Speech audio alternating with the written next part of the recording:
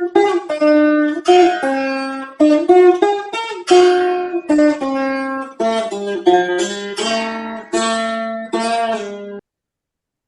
నమ శాంతాయ దివ్యాయ సత్యధర్మస్వరూపిణే స్వానందామృతతృప్తాయ సుందరాయ నమో నమః. అనుభూతి ప్రకాశంలో కఠోపనిషత్ సారాన్ని చదువుతున్నాం.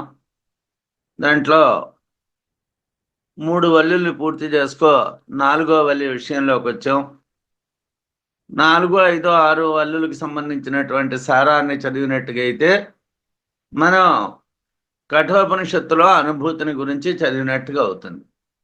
ఇక్కడ విషయం ఎలా ఉంటుందంటే, ఉపనిషత్తుల్లో విషయాలు ఉంటాయి, వాటికి వ్యాఖ్యానం కూడా భగవత్పాదుల వారి ఉన్నాయి.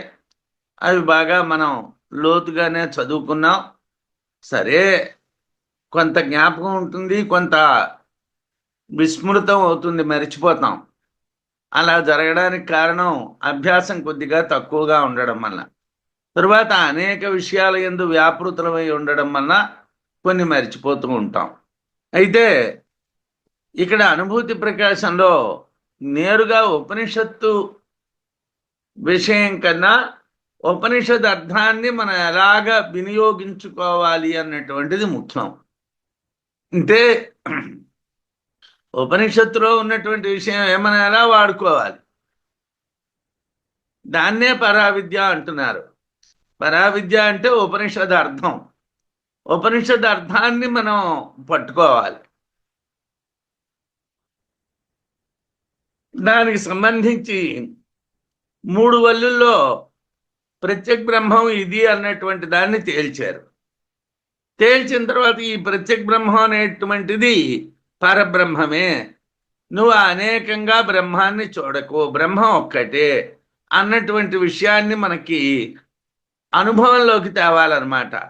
అంటే ఎప్పుడూ సాధకుడు తాను మాట్లాడినటువంటి విషయాల్ని, తాను చేసేటువంటి పనుల్ని సమన్వయం చేసుకోవాలి. అంటే నోటింట ఒకటి మాట్లాడి మనం మరొక పని చెయ్యకూడదు. అప్పుడు మనం అసత్యవాదులము అవుతాం. అంటే సత్యవాదులు అసత్యవాదులు అంటే నిజం చెప్పేవాళ్ళు అబద్ధం చెప్పేవాళ్ళు అని కాదు అర్థం. సత్యవాది అంటే తాను దేన్ని ఆచరిస్తున్నాడో దాన్నే చెప్పేటువంటి వాడిని సత్యవాది అంటారు. అంటే ఇప్పుడు మనం బ్రహ్మాన్ని గురించి ఏమిటి మాట్లాడతామో అదే మన యొక్క క్రియల యందు ఉండాలి. అదే యోగుల యొక్క లక్షణం. యోగులైనటువంటి వాళ్ళు పరమాత్మని దర్శిస్తున్నారు, మనం దర్శించటం లేదు, మనం ఇలా సామాన్యులుగా ఉండిపోతున్నాం అంటే ప్రధానమైనటువంటి మనలో ఉన్న లోపం ఏమిటంటే, మనం ఏదైతే చదివామో, ఏదైతే గురువుల దగ్గర విన్నామో, ఏదైతే శాస్త్రాల దగ్గర మనం అధ్యయనం చేసామో దాన్ని ఆచరణలో పెట్టడం లేదు. ఆచరణ లేనప్పుడు ఆ విద్య వృధా. ఎప్పుడైనా ఒక సైన్స్ విద్యార్థి ఉన్నాడు, థియరీ ఎంత చదువుకున్నప్పటికీ కూడా వాడికి ప్రాక్టికల్ నాలెడ్జ్ ఉండాలి. లేనప్పుడు వాడి చదువు వృధా. అలా మనం కూడా, ఇది శాస్త్రం, ఈ శాస్త్రంలో కూడా మనకి ప్రాక్టికల్ నాలెడ్జ్ ఉండాలి. మనం అది పని చెయ్యాలి. ఏతదేవాతి విస్పష్టం పునశ్చాత్ర ప్రపంచ్యతే శ్రూయతాన్నచిగోతోత్ర విద్యాయా ప్రతిబంధకం. 4వ వల్లి ప్రారంభాన్ని చెప్తున్నప్పుడు చెప్తున్నారు, అత్ర ఇచ్చట ఏతదేవ ఈ విషయమే అతి విస్పష్టం చాలా స్పష్టముగా, పునః తిరిగి ప్రపంచతే విస్తారముగా చెప్పబడును. అంటే బ్రహ్మ విషయాన్ని ఇంతకు ముందు మేము ఏదైతే చెప్పామో దాన్నే చాలా విస్తృతంగా చెప్తాం. ఏమండి, నచికేతో, ఓ నచికేతుడా, అత్ర ఇక్కడ విద్యాయా బ్రహ్మ విద్యకు కల ప్రతిబంధకం ఆటంకమును గూర్చి శ్రూయతాం వినుము. సాధారణంగా బ్రహ్మ విద్యకి ఏమిటి ఆటంకం అండి అంటే, ఇంద్రియాలు పనిచేస్తూ ఉంటే బ్రహ్మ విద్య పనిచేయదు, బ్రహ్మ విద్య పనిచేస్తే ఇంద్రియాలు పనిచేయవు. మనకి రెండు కలిపి కావాలంటే కుదరదు. అంటే మనం లోకంలో వ్యవహారాల్లోనే ఉండాలి. మనకి లోకంలో మంచి చెడ్డల్ని మనం చూసినట్టుగా మనకి తెలిసినట్టుగా లోకం అనుకోవాలి. దానివల్ల ఏమొస్తుందండి?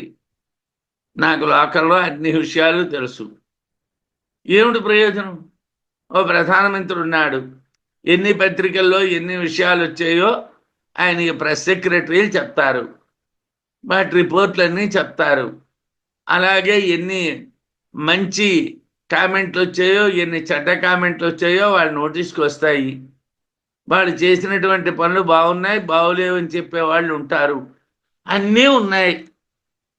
సుఖమే ఉన్నదండి. దానివల్ల వాడికి సుఖమేమిటి? వాడికి మనోవ్యధ తప్పించి ఈ లోక వ్యవహారముల యందు మనం ప్రవర్తించడం వలన మనకు వచ్చేటువంటి ప్రయోజనం ఏం లేదండి. మరి ఎందుకంటే అలాగైతే మానేస్తే పోయింది. ఇక్కడ మనం పని తగ్గించుకోవాలి. మనం ఇవాళ మాట్లాడుతూ ఉన్నటువంటి వేదాంతం అంతా అడవుల్లో పుట్టింది సార్. వాళ్ళు జనపదాల్లో ఈ వేదాంతాన్ని చెప్పలేదు. ఈ వేదాంతం ఎక్కడ చెప్పబడ్డాదంటే అరణ్యాల్లో చెప్పారు. ఏదో కొద్ది మంది శిష్యులకి, ఒక్కొక్కళ్ళకి, లేకపోతే ఇద్దరికి, ముగ్గురికి, నలుగురికే చెప్పారు. అది కూడా రహస్యంగా చెప్పారు.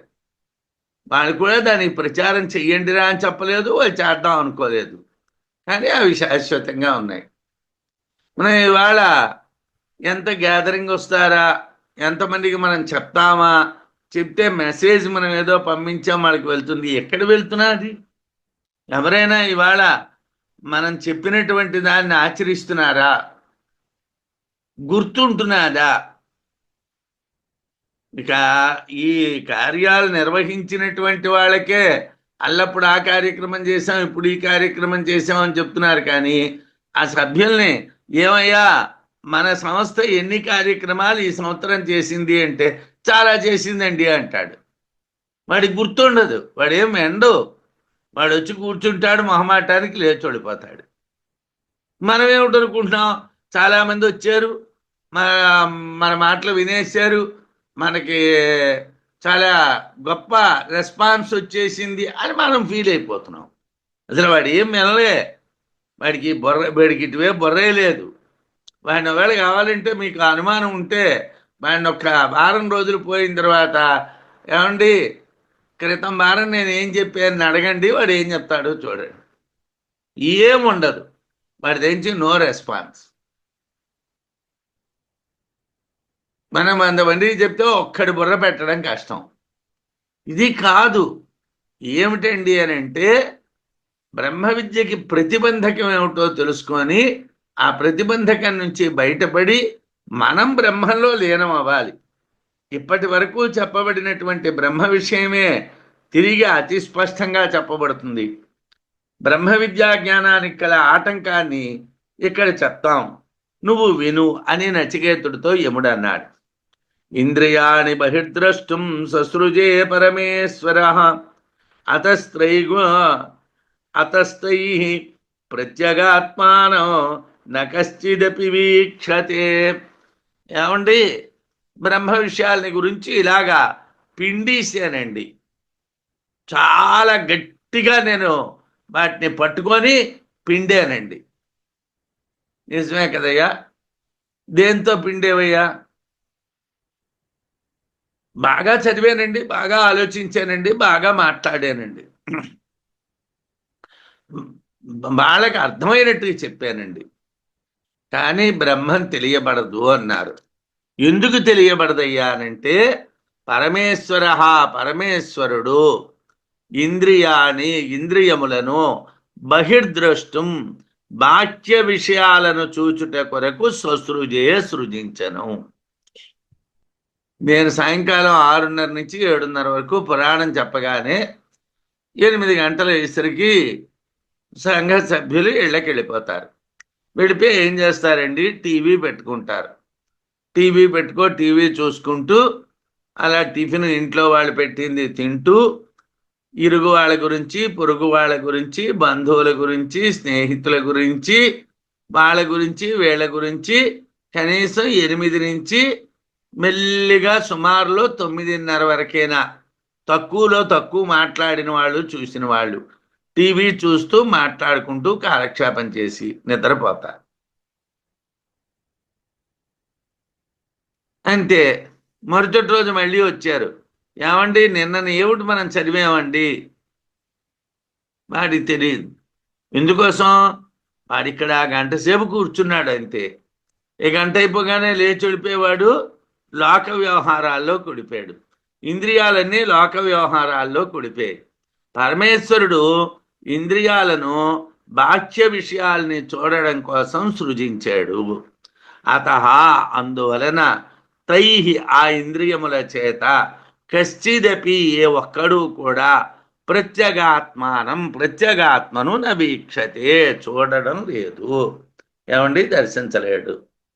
అంటే కళ్ళతో దర్శించలేడు, చెవులతో వెళ్ళలేడు, నోటితో మాట్లాడలేడు. మనం అనుకుంటున్నాం మనం మాట్లాడుతున్నామని. పరావాక్కు, పశ్యంతి వాక్కు, మధ్యమాకు వాక్కు, వైఖరి వాక్కు, 4 వాక్కులు ఉన్నాయి.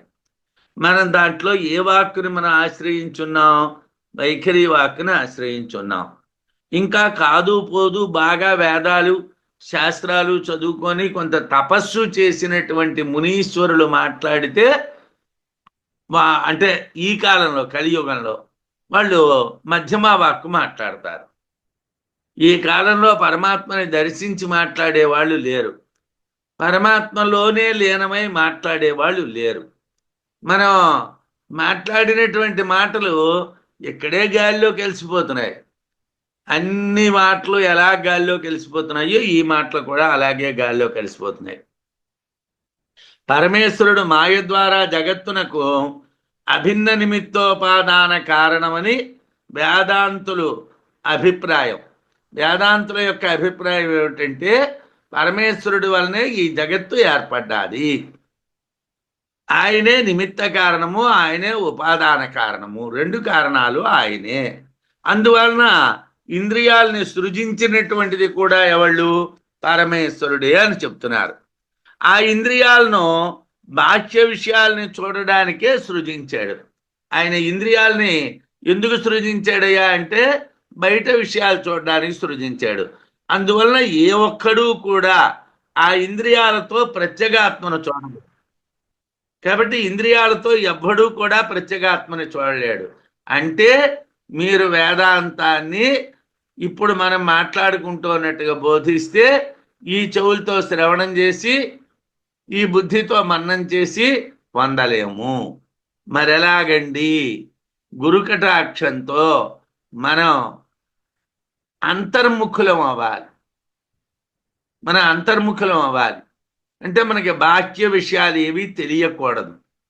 మనం బాహ్య విషయాలు తెలియకపోతే ఎక్కడ నష్టపోతామో అని బెంగ పెట్టేసుకుంటున్నాను తెల్లారి లేస్తే. లోక వ్యవహారాలు తెలియకపోతే నేను ఎక్కడ అందరి దగ్గర తక్కువ వాడిని అయిపోతానేమో, నేను చాలా పెద్దవాడిని అనిపించుకోవాలంటే లోక వ్యవహారాల్లో నేను నిష్ణాతుడిని అవ్వాలి. ప్రయోజనం ఏమిటండి?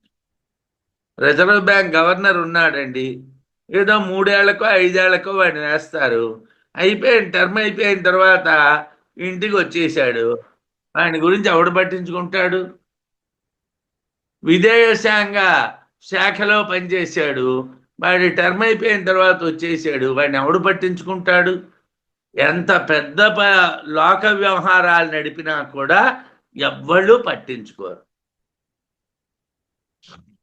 మరి ఎప్పుడు నీకు శాశ్వతమైన కీర్తి వస్తుంది అంటే బృహదారణ్యకంలో చెప్పారు, నువ్వు పరమాత్మని దర్శిస్తే నువ్వు శాశ్వతుడు అవుతావు అని. పరమాత్మని ఎలా దర్శించాలి? లోపల దర్శించాలి, బయటని కాదు. బయటని పరమాత్మ కనిపించడు, ఈ ఇంద్రియాలతో పరమాత్మ కనిపించడు. కాబట్టి ఇంద్రియాలతో చూడడం సాధ్యం కాదు. పరాంచి ఖాని వ్యతృణతు స్వయంభూ తస్మాత్ పరాంగ్ పశ్యతి నాంతరాత్మన్. స్వయంభూడైనటువంటి పరమేశ్వరుడు తనంతట తానుగా ఆవిర్భవించినటువంటి వాడు, ఇతరుల అధీనంలో లేనటువంటి వాడు పరమాత్మ. ఆ బ్రహ్మము ఆకాశాది ఉపలక్షకంగా ఇంద్రియాలను బాహ్యాది శబ్ద విషయాలను ప్రకాశింపజేయటం ఎందే ప్రవర్తించేటువంటి వాటిగా హింసించాడు అన్నాడు ఉపనిషత్తులో. హింసించాడు అన్నాడు. మనమేమో అదేదో చాలా గొప్ప విషయం అనుకుంటున్నాం. వినటం అన్నటువంటిది హింస, చూడడం అనేటువంటిది హింస, మాట్లాడడం అనేటువంటిది హింస. ఈ బాహ్యేంద్రియముల యొక్క పనిని ఉపనిషత్తు ఏమిటంటున్నదండి?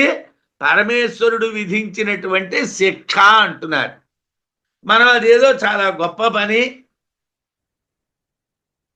నేను చాలా బాగా మాట్లాడాను ఇవాళ అద్వైత అధ్యయన భారత్లో నా పాఠం చాలా బాగా ఉన్నది అని నేను అనుకుంటే, లేదు ఒకవేళ మొహమాటానికి మీరంటే ప్రయోజనం ఏమిటి చెప్పండి?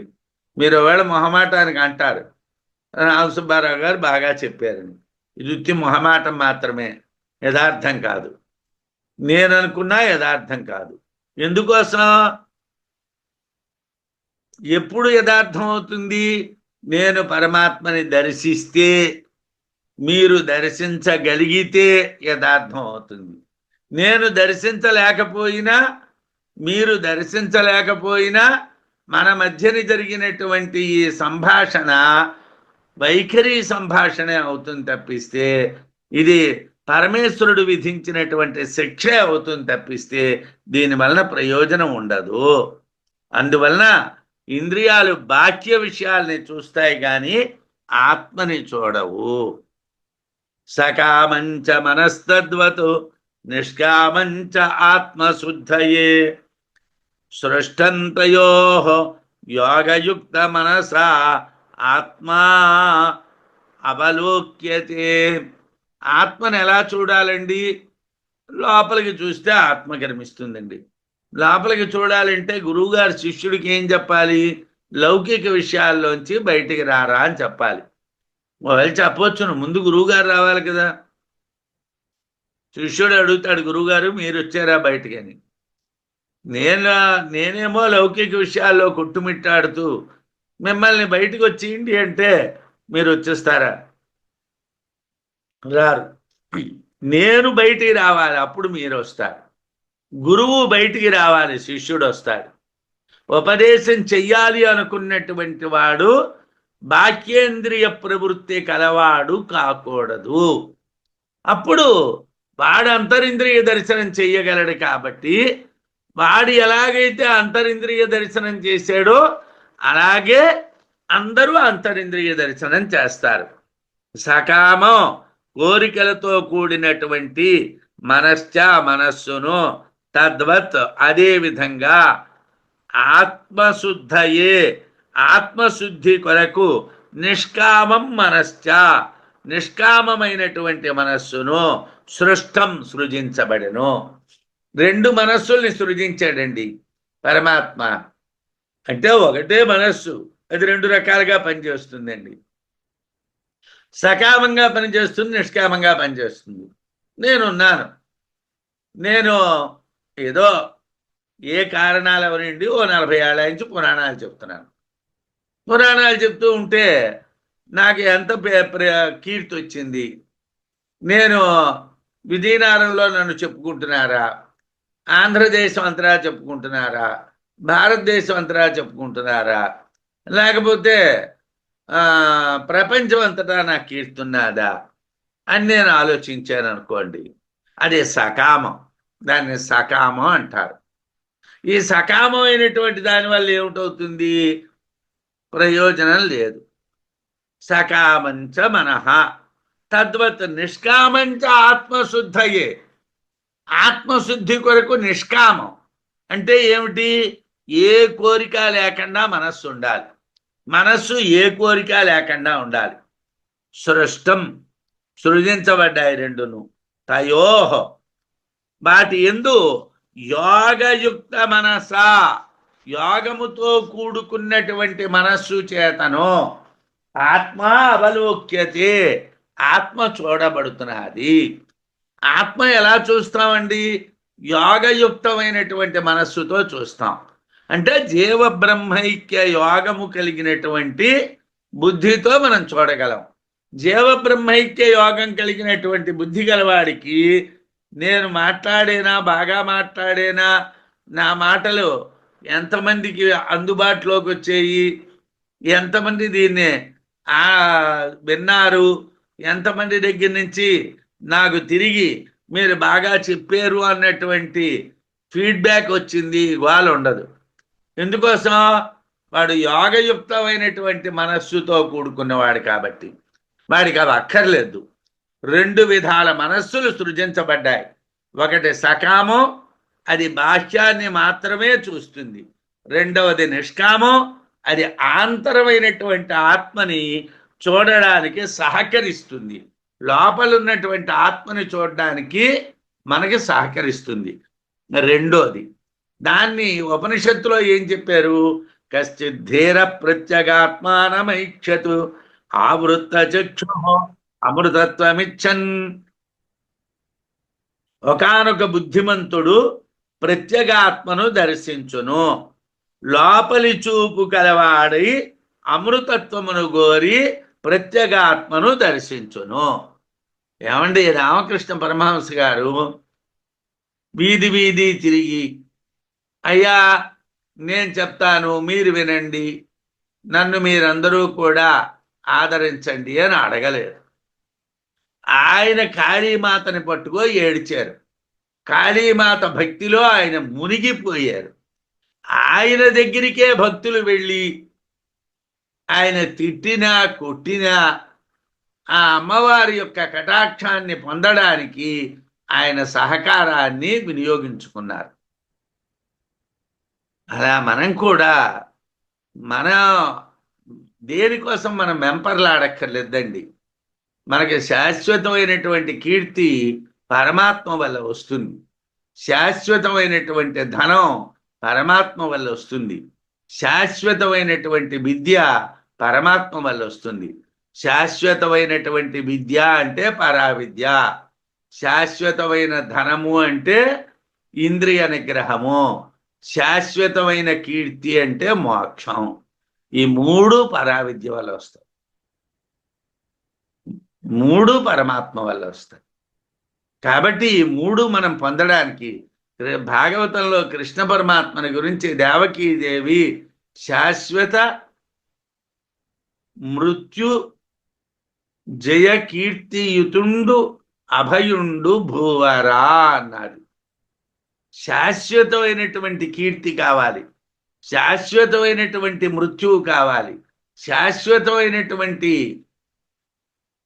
అన్నీ శాశ్వతం. శాశ్వతమైనటువంటివన్నీ కూడా పరమాత్మకి సంబంధించినవి, అశాశ్వతమైనటువంటివన్నీ కూడా ఈ లోకంలో ఉండేటువంటివి. ఈ లోకంలో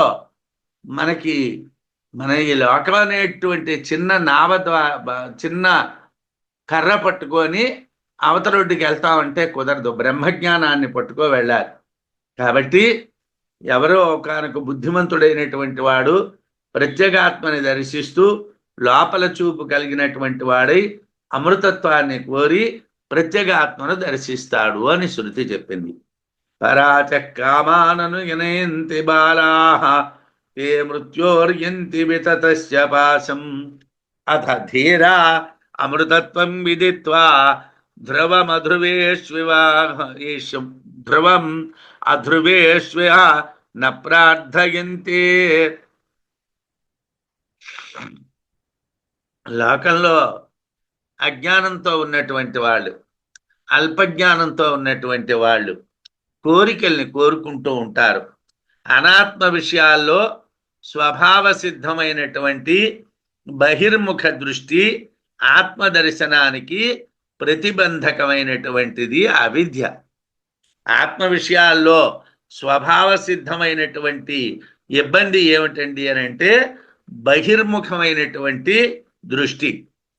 ఆత్మదర్శనానికి ప్రతిబంధకమైనటువంటిది ఏమిటండి అని అంటే అవిద్య.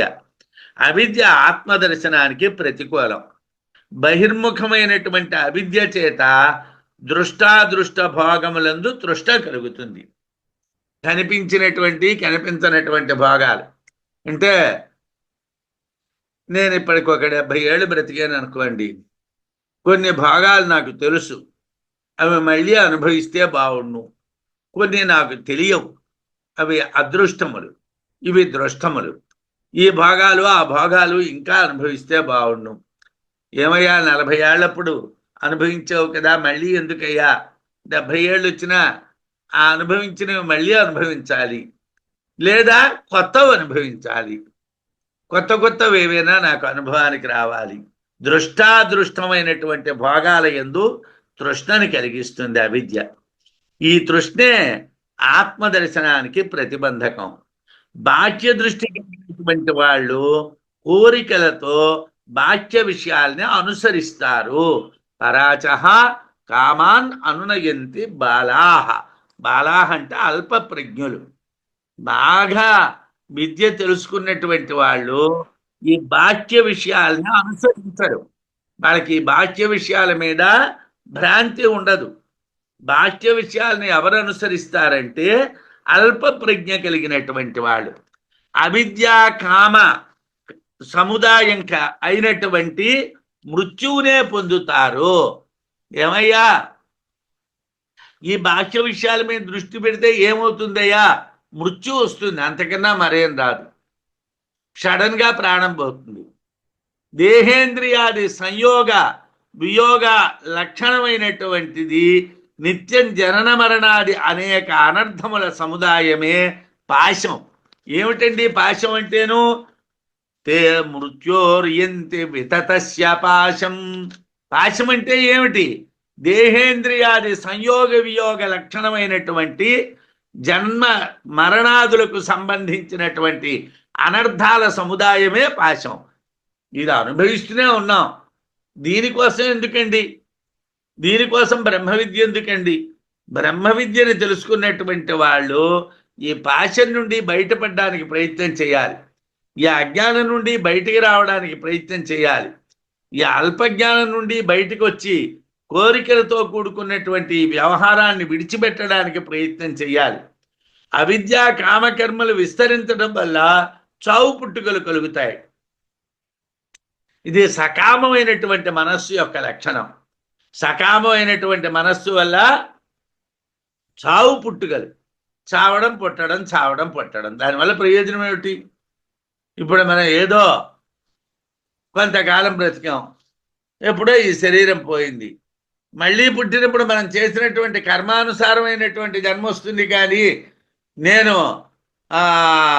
టీటీడీ కళ్యాణ మంటపంలో 15 ఏళ్ళు పురాణం చెప్పాను, మళ్ళీ నువ్వు పౌరాణికుడుగా నన్ను పుట్టించు అంటే పుట్టించడు. నేను డివైన్ లైఫ్ సొసైటీలో పురాణం చెప్పాను, నన్ను పౌరాణికుడుగా పుట్టించు అంటే పుట్టించడు. నేను చేసినటువంటి కర్మలకి అనుగుణమైనటువంటి జన్మ వస్తుంది. అది మనుష్య జన్మ కావచ్చు, పశుపక్షాది జన్మ కావచ్చు. అప్పుడు నాకు ఈ జ్ఞానం ఉండదు.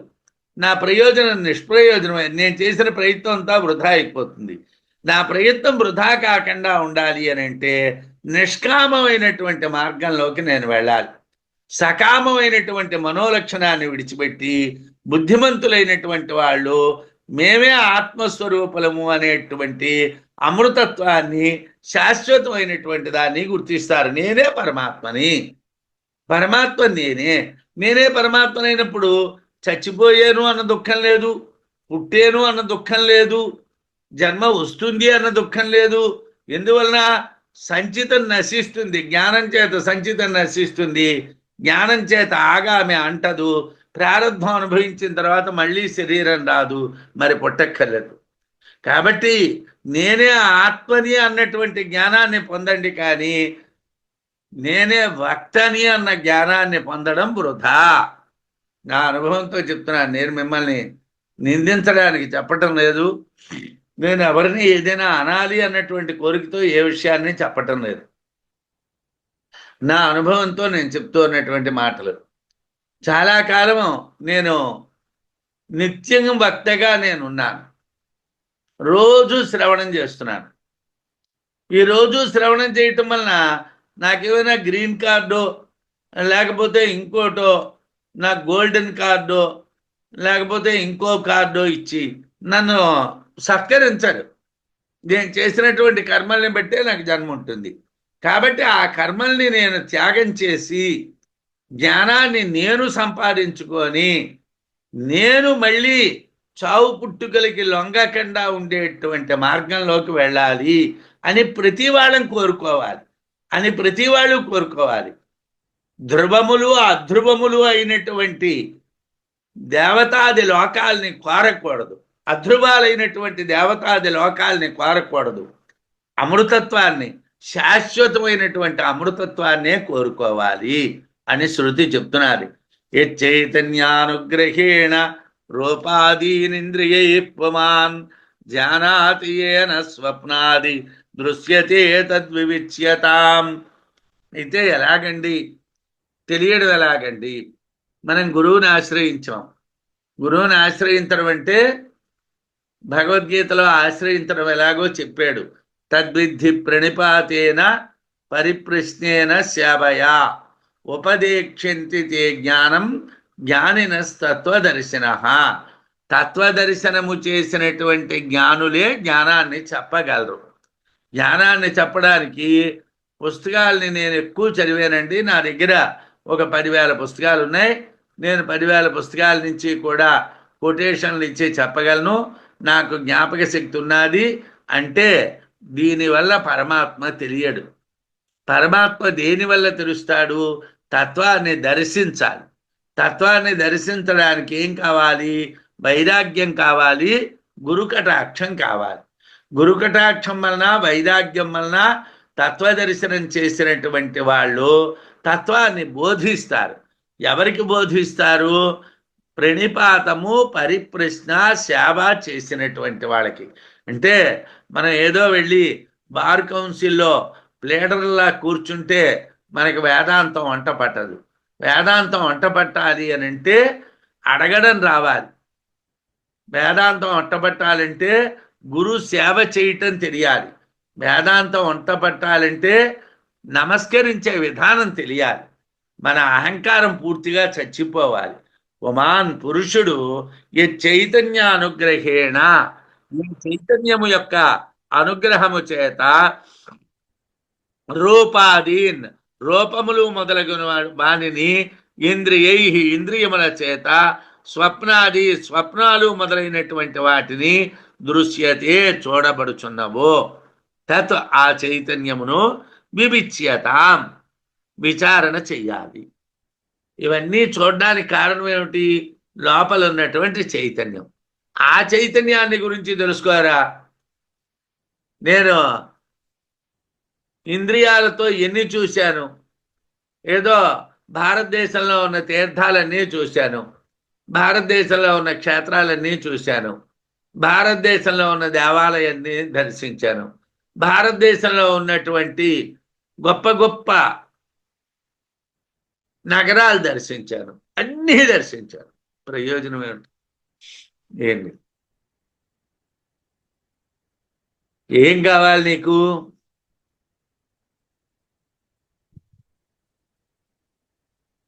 రూపాదుల్ని, స్వప్నాదుల్ని. రూపములు అంటే ఇంద్రియ వ్యవహారములు, అంటే శబ్ద స్పర్శ రూప రస గంధములు. కాబట్టి 5 ఇంద్రియ విషయాల్ని, అలాగే జాగ్రత్త అవస్థ, స్వప్నావస్థ, సుషుప్త్యావస్థ, 3 అవస్థల్ని కూడా ఏ చైతన్యం చేత పొందుతున్నాడో ఆ చైతన్యాన్ని విచారణ చేయాలి. ఏ చైతన్యం యొక్క అనుగ్రహం చేతనో ఇంద్రియాలతో రూపాదుల్ని తెలుసుకుంటున్నాడో, దేని చేత స్వప్నాదుల్ని దర్శిస్తున్నాడో ఆ ఆత్మ చైతన్యాన్ని గురించి విచారణ చేయాలి. ఆ ఆత్మ చైతన్యం మనకి తెలియాలి. ఆత్మ చైతన్యం మనకి తెలిస్తేనే మనం ఆత్మని చూడగలం. ఇంద్రియాలు జాగ్రత్తలో రూపరస గంధాదుల్ని అనుభవిస్తాయి. మనస్సు స్వప్నంలో వాసనల్ని అనుభవిస్తుంది. ఈ జాగ్రత్త స్వప్న వ్యాపారాలకు కారణమైనటువంటి ఆత్మ చైతన్యాన్ని గురించి తెలుసుకోవాలి. ఏన రూపం రసంగంధం శబ్దాన్ స్పర్శాంచ మైథునాన్ ఏతేనైవ విజానాతి కిమత్ర పరిశిష్యతే ఏతద్వై తత్ అని శృతిలో చెప్పారు. లోకంలో అందరూ విజ్ఞాన స్వభావం గల ఆత్మచేతనే రూపాన్ని, రసాన్ని, గంధాన్ని, శబ్దాన్ని, స్పర్శాన్ని, ఇంద్రియ భోగాల్ని బాగా తెలుసుకుంటున్నారు. అయితే ఈ లోకంలో ఆత్మచేతనే అంతా తెలుస్తున్నారు. అంతా తెలియటానికి కారణం ఆత్మే అని అందరూ అనుకోవటం లేదు. ఎందుకు అనుకోవటం లేదు? దేహాది సంఘాతం చేతనే తెలుస్తున్నాయి అని అనుకుంటున్నారు. ఇప్పుడు ఏదో ఏమండి నాకు బ్రహ్మసూత్రాలు చెప్పండి అని అడిగారు. నేను బ్రహ్మసూత్రాలు చదువుకుంటే మీకు బ్రహ్మసూత్రాలు నేను చెప్పగలను అని నేను అనుకుంటాను. కానీ చదువుకుంటే నేను బ్రహ్మసూత్రాలు చెప్పలేను. నేను బ్రహ్మాన్ని దర్శిస్తే మీకు బ్రహ్మసూత్రాలు చెప్పగలను. నేను ఉపనిషత్తులు చెప్పాలి అని అంటే ఉపనిషద్ అనుసంధానం కావాలి. ఉపనిషద్ అర్థం కాదు కావలసింది. ఉపనిషత్తులకి రాయబడినటువంటి అర్థాన్ని పుస్తకాన్ని కొని ఆ పుస్తకాన్ని నేను చదివితే నాకు ఉపనిషత్తుల అర్థం కావు. ఉపనిషత్తుల యొక్క అనుసంధానం కావాలి. అందువల్లే గురువు కావాలన్నాం. ఎందుకు గురువు కావాలి? అర్థానికైతే పుస్తకం చాలు. అర్థానికైతే ఓ పుస్తకం కొనుక్కొని నోట్స్ రాసుకొని ఓ 2 సార్లు 3 సార్లు చదివితే తెలుగు భాషలోనో ఓవేళ ఇంగ్లీష్ భాషలోనో సులభంగా మనకు అర్థమైపోతుంది. అంటే మీకు, నాకు కాదు. నాకు తెలుగులోనో సంస్కృతంలోనో అర్థమైపోతుంది. ఏదో చెప్పేస్తాను. కానీ ఇది కాదు. ఏమిటయ్యా మరి అంటే ఒక గురువుని ఆశ్రయించి నేను బ్రహ్మానుసంధానం చేస్తే నేను మీకు బ్రహ్మం కోసం చెప్పగలను. నేను బ్రహ్మానుసంధానం చేయాలి. దానికి గురువు కావాలి. ఆ గురువు యొక్క కటాక్షం చేత నేను బ్రహ్మాన్ని అనుసంధానం చేయాలి. అంటే లోకంలో అందరూ ఆత్మచేతనే అన్నీ తెలుసుకుంటున్నామని అనుకోవటం లేదు. దేహాది సంఘాతం చేతనే తెలుసుకుంటున్నామని అనుకుంటున్నారు. కానీ దేహేంద్రియ సంఘాతం కూడా విషయాలైనటువంటి శబ్దాదుల వంటిదే. ఈ శరీరము, ఇంద్రియాలు ఇవన్నీ కూడా శబ్దస్పర్శ రూపరస గంధాలు లాంటివే. దేహేంద్రియాలు కూడా తెలుసుకోవలసినటువంటివే. దేహాన్ని గురించి తెలియాలి, ఇంద్రియాలని గురించి తెలియాలి. అందువలన దేహేంద్రియాదులు అవి స్వయంగా దేన్ని తెలుసుకోలేవు. శరీరం కానీ ఇంద్రియాలు కానీ దేన్ని తెలుసుకోలేవు. అలా తెలియడం కుదరదు. ఒకవేళ శబ్దస్పర్శాదుల వంటిదే అయినటువంటి దేహేంద్రియ సంఘాతం రూపాదుల్ని తెలుస్తున్నది అన్నారనుకోండి. శరీరం వల్లనే రూపం తెలిసిందండి, శరీరం వల్లే గంధం తెలిసిందండి, శరీరం వల్లనే స్పర్శ తెలిసిందండి అన్నారనుకోండి. ఒకవేళ అలా వాదించారనుకోండి, బాక్యాలైనటువంటి రూపరసగంధాదులు ఒకదాన్ని మరొకటి తెలియాలి. రూపానికి రసం తెలియాలి, రసానికి గంధం తెలియాలి, గంధానికి రూపం తెలియాలి. ఇలా ఒకదానికి మరొకటి తెలియాలి. అలాగే వాటి స్వస్వరూపం కూడా వాటికి తెలియాలి. రూపం అంటే ఏమిటో రూపానికి తెలియాలి, రసం అంటే ఏమిటో రసానికి తెలియాలి, గంధం అంటే ఏమిటో గంధానికి తెలియాలి. కానీ రూపాన్ని తెలియదు, రసం రసాన్ని తెలియదు. మరి దేని చేత తెలుస్తున్నది? విజ్ఞాన ఆత్మతో ఎలా తెలుస్తుంది అంటే విజ్ఞానాత్మతోనే తెలుస్తుంది. ఎలా తెలుస్తుందండి అని అంటే కాల్చబడినటువంటి ఇనుము కాలినట్టు కనిపిస్తుంది, కానీ కాలేది నిప్పే. అలాగే ఆత్మ దేహేంద్రియాలను విషయాలను తెలుస్తుంది. నిప్పు మీద మనం పెనం పెట్టాం, ఆ పెనం కాలింది. ఆ పెనం కాలితే పెనం కాలుతున్నదండి అన్న పెనం కాలలేదు, నిప్పు కాలుతున్నది. ఆ నిప్పు యొక్క లక్షణం పెనం మీద ప్రవేశించింది కాబట్టి నీకది కాలుతున్నది అనిపించింది. అలాగే ఆ చైతన్యం యొక్క లక్షణం ఇంద్రియాల మీద పనిచేస్తున్నది కాబట్టి ఇంద్రియాలు పనిచేస్తున్నాయి. ప్రాణం పోయింది, వాడి కళ్ళు ఉన్నాయి, చెవులు ఉన్నాయి, ముక్కు ఉన్నది, నోరు ఉన్నది, కాళ్ళు ఉన్నాయి, చేతులు ఉన్నాయి. వాడు లేచి నడవలేడు, మాట్లాడలేడు, వినలేడు, చూడలేడు. చైతన్యం పోయింది. చైతన్యం ఉన్నంతసేపే ఇంద్రియాలు పనిచేస్తాయి. ఇంద్రియాలు స్వయంగా పని చెయ్యవు. ఆత్మే దేహేంద్రియాలను విషయాలను తెలుస్తుంది. విజ్ఞాన స్వరూప ఆత్మ తెలియనటువంటిది ఏదీ లేదు. ఈ విషయాలను విచారణ చేయటమే విద్య.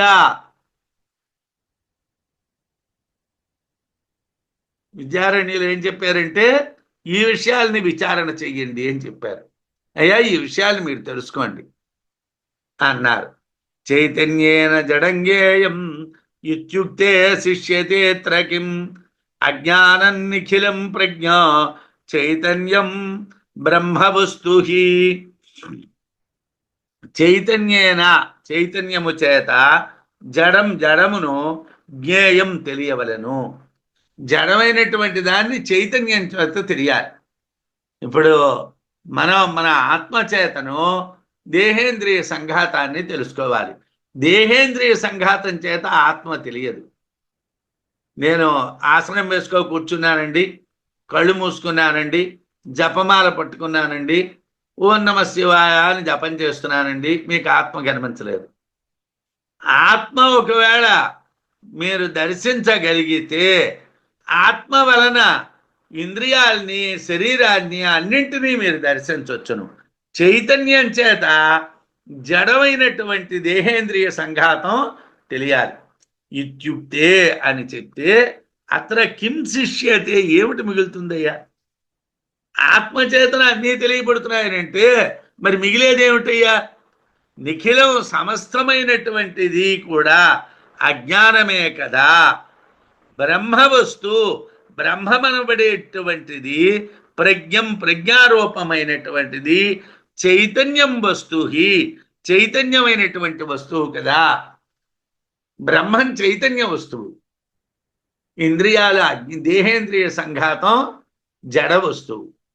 జడ వస్తువు ఈ చేతులు పనిచేస్తున్నాయంటే, ఈ నోరు పనిచేస్తున్నదంటే, ఈ కళ్ళు పనిచేస్తున్నాయంటే వీటన్నిటికీ వెనకాతల చైతన్యం పనిచేస్తున్నారు. కాబట్టి చైతన్యం వల్లనే ఇవన్నీ పనిచేస్తున్నాయి, కానీ ఇవన్నీ పనిచేయటం లేదు. వీటికి పనిచేసేటువంటి గుణం లేదు. బ్రహ్మవస్తువు ప్రజ్ఞారూపం, చైతన్యవంతం కదా. చైతన్యము చేత జగడము తెలియబడుతుంది అంటే ఏం మిగులుతుంది? అంతా అజ్ఞానమే కదా. అంటే ఏం లేదు కదా, తెలుసుకోవాల్సింది ఏం లేదు కదా. పూర్వ శ్లోకార్థంలో మంత్రాన్ని అనుసంధానిస్తూ ఉన్నటువంటి చోట అంతా విజ్ఞానాత్మ వలననే తెలియబడుతుంది. అది తెలిస్తే మరేది తెలియవలసినటువంటిది లేదు అన్నారు. విజ్ఞానాత్మ చేతనే అంతా తెలుస్తుంది. కిం తత్ర పరిశిష్యతే అన్నారు. అక్కడ ఇంకేం మిగులుతుందండి అన్నారు. మరేం మిగలదు, అంతా విజ్ఞానం చేతనే తెలియబడుతుంది, విజ్ఞాన ఆత్మ చేతనే తెలియబడుతుంది. అయితే ఇక్కడ సందేహం ఏమిటంటే చైతన్య వస్తువు జడాన్ని దర్శింపజేస్తుందా? జడం అజ్ఞాన విషయం కదా. జ్ఞానం ఉదయించగానే అజ్ఞానం నశిస్తే మరి జడాన్ని దర్శింపజేయడం ఎలా సాధ్యం అంటే ఇక్కడ ప్రశ్న వస్తున్నది. ఏమండి, అజ్ఞానం అనేటువంటి జడం అనేటువంటిది అజ్ఞాన వస్తువు కదా. జ్ఞానం ఉదయించగానే అజ్ఞానం నశించిపోయింది అంటే జడ వస్తువు కూడా నశించిపోయింది కదా. మరి దర్శింపజేయడం ఏమిటి? మరి ఎలా చూపెడుతుంది? అయితే చైతన్యం ఉపాధి ఎందు ఉంటుంది, కానీ ఉపాధి ఆ చైతన్య తనలో ఉందని తెలియదు. దీనికి బృహదారణ్యకంలో ఒకటి చెప్పారు. ఏమిటి చెప్పారండి అని అంటే, చైతన్యం నీలో ఉంది, జడమైనటువంటి దేహంలో చైతన్యం ఉన్నాడు, కానీ ఈ దేహానికి లోపల చైతన్యం ఉన్నది అని తెలియదు. ఆ చైతన్యం ఉపాధిని నడిపిస్తుంది. ఈ విషయం ఆ దేహేంద్రియ సంఘాతానికి తెలియదు. చైతన్యం వల్ల మనం నడుస్తున్నామని మనకి తెలియదు. మన తెలివితేటలతో మనం నడుస్తున్నామని అనుకుంటున్నాం. మన ప్రజ్ఞాశక్తుల వల్లనే మనం చేస్తున్నాము అనుకుంటున్నాం. అసలు ప్రజ్ఞ అంటే ఈ లౌకికమైనటువంటి తెలివితేటలు కాదండి. లౌకికమైనటువంటి తెలివితేటలు విజ్ఞానము అంటారు, వేస్ట్, ప్రయోజనం లేనటువంటివి. మోక్షే ధీర్ జ్ఞానం అన్యత్ర విజ్ఞానం శిల్పశాస్త్రయో అంటారు. మోక్షమునందు ఉండేటువంటి ఆలోచనని జ్ఞానం అంటారు, ఇతరత్రా ఉండేటువంటి ఆలోచనని విజ్ఞానం అంటారు. ఈ పనికిరాంది ఎంత సంపాదిస్తే ఏమిటండి? తట్టలు తట్టలు మన దగ్గర ఉన్నది. ఇప్పుడు ఫోన్లోని ఉండవలసినటువంటి ఏదో ఇది ఒకవేళ ఎక్కువైపోయింది అనుకోండి, అది ఫుల్ అయిపోయిందని చూపెడుతుంది. డిలీట్ చేయలేదు అనుకోండి, మనం చెయ్యకపోతే కొత్త విషయాలు ఏవి ఫోన్లో మనకు కనిపించవు. మనం ఒకవేళ మెసేజ్ పంపించాలన్నా, మెసేజ్ రావాలన్నా దాంట్లో ఉన్నటువంటి అప్పటి వరకు మన దగ్గర ఉన్నటువంటి దాన్ని మనం డిలీట్ చేయాలి. అలాగే ఈ విజ్ఞాన విషయాల్ని, లౌకిక విషయాల్ని డిలీట్ చేస్తే మనకి బ్రహ్మ విషయాలకి ఖాళీ వస్తుంది, మన బుర్ర పనిచేస్తుంది. మనం వీటిని ఎలా పెంచుతున్నాం అనుకోండి, ఆ బ్రహ్మ విషయం రావడానికి చోటు ఉండదు. బృహదారణ్యకంలో అంతర్యామి బ్రాహ్మణంలో యః పృథివ్యాం తిష్టన్ పృథివీయమన్ పృథివీ అంతరోయం పృథివీ న వేద యస్య పృథివీ శరీరం యః పృథివీం అంతరో యమయతి ఏషత ఆత్మా అని ఒక మంత్రాన్ని చెప్పారు. చాలా మంత్రాలు చెప్పారు అంతర్యామ బ్రాహ్మణంలో, ఇదో మంత్రం చెప్పారు. పృథివీ ఉపాధిగా ఉన్నటువంటిది. పృథివీకి చైతన్యంలో ఉన్నట్లు తెలియదు. చైతన్యం భూమిలోనే ఉంది, భూమికి నాలో చైతన్యం ఉన్నదని తెలియదు. కానీ పృథివిని ఆత్మే నడిపిస్తుంది, కానీ ఆ భూమిని నడిపిస్తున్నది ఆత్మే. నిప్పులో ఉన్నటువంటి వేడు మూకుళ్ళలో ప్రవేశించి మూకుడుకు తనలో వేడి ఉన్నట్లు తెలియదు. మూకుడికి నేను వేడిగా ఉన్నాను అని తెలియదు. మూకుళ్ళలోకి వేడి వచ్చింది, మూకుడు సహజంగా వేడి కాదు, ఆ నిప్పులో ఉన్నటువంటి వేడి మూకుళ్ళలోకి వచ్చింది. అలాగే ఆత్మ చైతన్యం అనేటటువంటిది ప్రవేశించి, అది ప్రవేశించింది కాబట్టి అదే వీటన్నిటినీ నడిపిస్తున్నది. ఏ మొత్తం వ్యవహారాన్ని అంతటినీ అది నడిపిస్తున్నాడు. దాన్ని తాకినటువంటి వాడికే తెలుస్తుంది, కానీ మూకుడికి తెలియదు. అలాగే అన్నీ ఆత్మ వలన ప్రకాశిస్తున్నాయి అని తెలుస్తుంది. కనుక ప్రజ్ఞాన ఘనమైనటువంటి ఆత్మ బ్రహ్మ పదార్థమే. దాని వలననే జడాలు ప్రకాశిస్తున్నాయి. జడములకు స్వతంత్ర ప్రకాశకత్వము లేదు.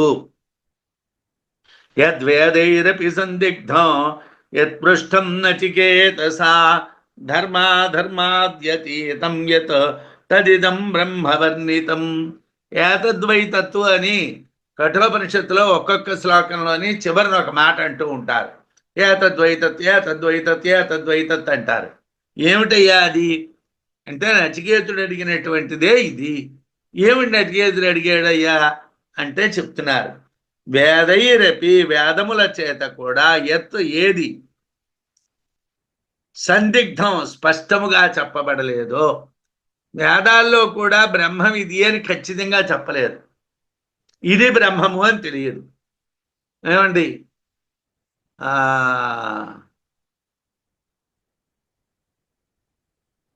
బ్రహ్మం ఇది అని తెలియదు. వేదాల్లో కూడా తెలియదు. యత్ర వాచా నివర్తంతే అప్రాప్య మనసా సహా. మనస్సుతో కూడా వాక్కులు పరమాత్మని పొందలేకపోతున్నాయి, చెప్పబడలేదు.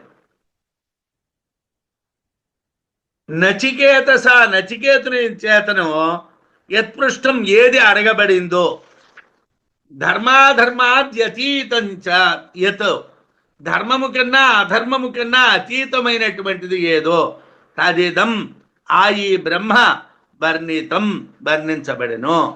ఏమండి, ధర్మమునకు అధర్మమునకు విరుద్ధమైనటువంటిది, నచికేతుని చేత కోరబడినటువంటిది, వేదముల చేత కూడా స్పష్టముగా చెప్పబడనటువంటిది అయిన బ్రహ్మం ఇదేనయ్యా. ఏది ఆత్మ చైతన్యం. ఏది వేదాలచే కూడా స్పష్టంగా చెప్పబడలేదో, దేన్ని గూర్చి నచికేతుడు ప్రశ్నించాడో, ధర్మాధర్మాలకి ఏది అతీతమైందో ఆ ఈ బ్రహ్మాన్ని మేము వర్ణిస్తున్నాము. ఏతద్వైతత్ అని శృతి. అంటే ఏ పరతత్వం గురించి నచికేతుడు అడిగాడో అదే ఇది. ఇది దేవతలకు కూడా స్పష్టంగా తెలియదు. అన్ని ధర్మాలు ఆ ధర్మాల కన్నా వేరైనటువంటిది, సర్వవ్యాపక పరబ్రహ్మమే ఇది. అంతటా వ్యాపించినటువంటి పరబ్రహ్మమే ఇది. ఇంతకన్నా పరమైనటువంటి లేదయ్యా. ఇది తెలిసినటువంటి వాళ్ళు మరి దేన్ని కోరరయ్యా అన్నారు. ఇది తెలిస్తే మరి ఏమీ కోరరు. పరబ్రహ్మాన్ని తెలిసినటువంటి వాడికి టీవీలో మాట్లాడేనా అన్న కోరిక ఉండదు. ఎందుకోసమో టీవీలో మాట్లాడినటువంటి వాడికి నేను టీవీలో మాట్లాడాను అన్నటువంటిది వాడికి ఉంటుంది, అహం ఉంటుంది. అంటే వాడు దూరం అయిపోయాడు బ్రహ్మానికి. ఎవడైతే పరబ్రహ్మాన్ని దర్శించాడో వాడికి టీవీ అక్కర్లేదు, వాడు శాశ్వతుడు. రమణ మహర్షి గారు ఏ టీవీలో మాట్లాడారు? రామకృష్ణ పరమహంసలు ఏ టీవీలో కనిపించారు? ఎవరి చేతన వాళ్ళు గుర్తించబడ్డారు అంటే ఎవళ్ళు ఆత్మదర్శనం చేస్తాము అనుకున్నారో వాళ్లే వాళ్ళ శిష్యులుగా మిగిలారు. ఆత్మదర్శనం చెయ్యాలి అనుకున్నటువంటి వాడు ఆత్మజ్ఞాని దగ్గరికి వెళ్తాడు. ఆ శిష్యుడు శాశ్వతుడే, ఆ గురువు శాశ్వతుడే. స్వప్నం జాగరిత స్వప్నాంతం జాగరితాంతం చ ఉభౌ ఏనానుపశ్యతి మహాంతం విభుమాత్మానం మత్వాధీరో న శోచతి. లోకంలో స్వప్న జాగ్రత్త విషయం, లోకమంతా కూడా స్వప్నాలతో కూడుకున్నది, జాగ్రత్త అవస్థతో కూడుకున్నటువంటిది. ఆ లోకాన్ని ఏ ఆత్మతో చూస్తున్నామో తెలుసుకుంటున్నామో అదే నచికేతుడు అడిగినటువంటి ఆత్మ. ఆత్మనే నచికేతుడు అడిగాడు. జగత్తంతటా వ్యాపించినటువంటి ఆత్మ తానే అని తెలుసుకొని ఆత్మభావం చేత సాక్షాత్తు నేనే పరబ్రహ్మాన్ని అని తెలిసినటువంటి బుద్ధిమంతుడు. అంటే జగత్తంతా వ్యాపించినటువంటిది ఆత్మ. ఆ ఆత్మ నేనే అని తెలుసుకొని నేనే ఆత్మని అనేటువంటి భావం చేతను నేనే పరబ్రహ్మాన్ని అని తెలిసినటువంటి బుద్ధిమంతుడు కర్తృత్వ భోక్తృత్వ ధర్మాధర్మ స్వరూప అవిద్య చేత దుఃఖించడు. కర్తృత్వంతో కానీ భోక్తృత్వంతో కానీ ధర్మంతో కానీ అధర్మంతో కానీ వాడు దుఃఖించడు అని చెప్పారు. అంటే ఏమిటనమాట, ఇక్కడ మనం చూడవలసినటువంటిది ఏమిటి? ఆత్మ చైతన్యం కలిగినటువంటి వాడికి దుఃఖం ఉండదు. దుఃఖం ఎవరికి ఉంటుంది అని అంటే అనాత్మ విషయముల యందు ప్రవర్తించిన వాళ్ళకే ఉంటుంది. యః కర్మ ఫలభోక్త అస్తి జీవ ప్రాణాధిధారక ఉపాధితో వివిచ్యేత జ్ఞాత్వేషన్న జుగుప్సతే. యహ ఏ ఫలభోక్త కర్మఫలాలను అనుభవించే జీవ అస్తి జీవుడు కలడో, ప్రాణాది ధారక ఇంద్రియాలను ధరించినవాడు, ఉపాధిత అహంకారము నుండి వివిచ్య వేరు చేసి ఏతం ఈ ఈశం పరమాత్మను జ్ఞాత్వా తెలుసుకొని నజుగుప్స్యతే జుగుప్సను పొందడు. కర్మఫల భోక్త జీవుడు, కర్మఫలాలను అనుభవించేవాడు జీవుడు. అతడు ప్రాణాదుల్ని ధరిస్తాడు. ప్రాణాది ధారక అంటే జీవుడు ప్రాణాలని ధరిస్తూ ఉంటాడు. వారికి అహంకారం ఉపాధి. జీవుడికి ఉపాధి ఏమిటి? అహంకారం. అందువలన ఇంద్రియాల యందు అహంకారంతో ఉండే జీవునిలో చిత్తు ఉన్నది. ఆ జీవుల్లో చిత్తు కూడా ఉన్నది. చిత్తు యొక్క ఛాయారూపం అహంకారం, చిత్తు యొక్క నీడ అహంకారం. అహంకారం ఉండాలంటే వెలుగైనటువంటి చిత్తు ఉండాలి కదా. ఆ చిత్తును అహంకారాన్ని వేరు చేస్తే పరమాత్మను తెలిస్తే జుగుప్స కలుగదు. ఆ చిత్తుని అహంకారాన్ని వేరు చేసేయాలి. అంటే అహంకారం వలన నేను అనేటువంటి భావం కలిగింది, దీన్ని పీకేసే నేను పరమాత్మని అన్న భావం కలుగుతుంది. పరమాత్మే నేను అన్న భావం కలుగుతుంది. పరమాత్మే నేను అన్నటువంటి భావం కలిగినప్పుడు నిన్ను నువ్వు రక్షించుకోవాలనుకోవు. నబి జుగుప్సతే అన్నాడు. జుగుప్స కలుగదు అంటే అసహ్యం కలుగదు అని మామూలు అర్థం. కానీ వేదాంతంలో జుగుప్స కలగదు అంటే తనని తాను రక్షించుకోడు అని అర్థం. ఏయమం మధ్వదం వేద ఆత్మానం దేవమంతికాత్ ఈశానం భూత భవ్యస్య నతతో విజుగుప్స్యతే అని శృతి. కర్మఫలాన్ని అనుభవించేటువంటి జీవుణ్ణి భక్తను నేనే అని భావిస్తే తనను తాను రక్షించుకోవాలి. నేనే కర్మ అనుభవిస్తున్నాను, నేనే భక్తని, కర్మఫలాన్ని నేను అనుభవిస్తున్నాను, నేనే భక్తని అనుకుంటే నేను బతుకుతానా సస్తానా, ఏమిటవుతుంది, ఎలా జరుగుతుంది, ఒకవేళ రేపు తెల్లారి ఏమైనా జరిగితే దీనికి సమాధానం ఏమిటని ఆడంబరసి ఉంటుంది. వాడిని వాడు రక్షించుకుంటూ ఉండాలి. కానీ ఆత్మ తానే అనేటువంటి జ్ఞానం కలిగి భక్తను సమీపంలో ఉన్నటువంటి సాక్షి అయినటువంటి పరమాత్మను తానే అని తెలిస్తే తనను తాను రక్షించుకోవాలి అనుకోడు. నేనే ఆత్మని అనేటువంటి జ్ఞానాన్ని పొంది భక్తకు సమీపంలో, అంటే ఎవడైతే భక్త అహంకారం ఉన్నాడో వాడికి దగ్గరగా ఉన్నటువంటి సాక్షిని నేనే, పరమాత్మ నేనే అని తెలిస్తే మరి వాడిని వాడు రక్షించుకోవాల్సిన అవసరం లేదు. వాడు పరమాత్మ కాబట్టి వాడిని వాడు రక్షించుకోక్కర్లేదు. జీవునికి దగ్గరగా సాక్షి ఉంది కనుక జీవుడు తెలియబడుతున్నాడు. కనుక జీవుణ్ణి వేరు చేసి ఉపాధి నుండి ఆత్మను తెలిస్తే జుగుప్స కలగదు. అదే నచికేతుడు కోరినటువంటి పరమాత్మ. జుగుప్సా యోని సంప్రాప్తి నాసావేతస్య విద్యతే జగత్కర్తృతయా లక్ష్య ఈశోయం తస్య కాజని. జుగుప్సా యోని ప్రాప్తి. గర్భప్రవేశం అనేటువంటిది అత్యంతమైనటువంటి అసహ్యాన్ని కలిగిస్తుంది.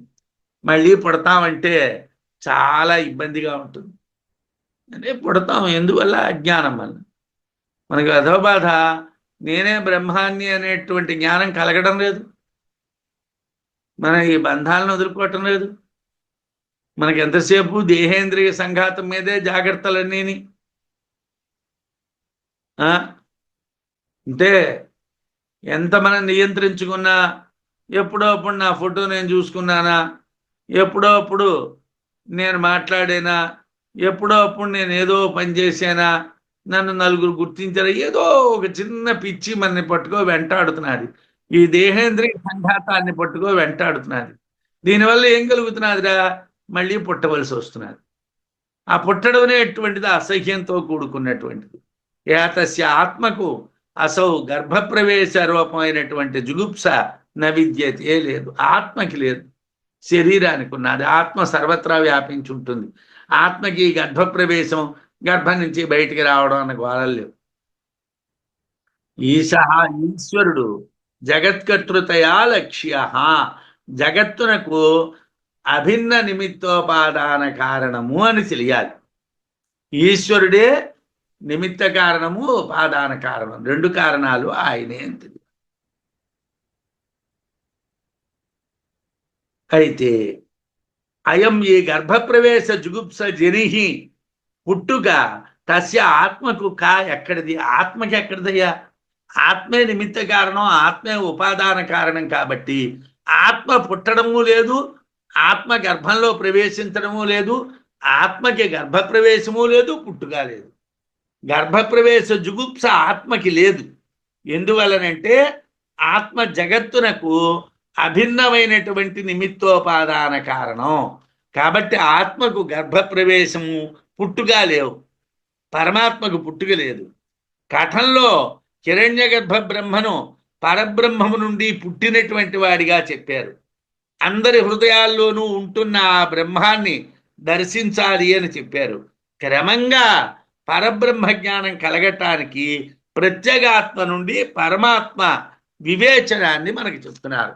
ప్రత్యేగాత్మ పరమాత్మ ఆ రెండింటి మధ్యని ఎలాగ విచారణ చెయ్యాలి అన్నటువంటిది మనకు చెప్తున్నారు.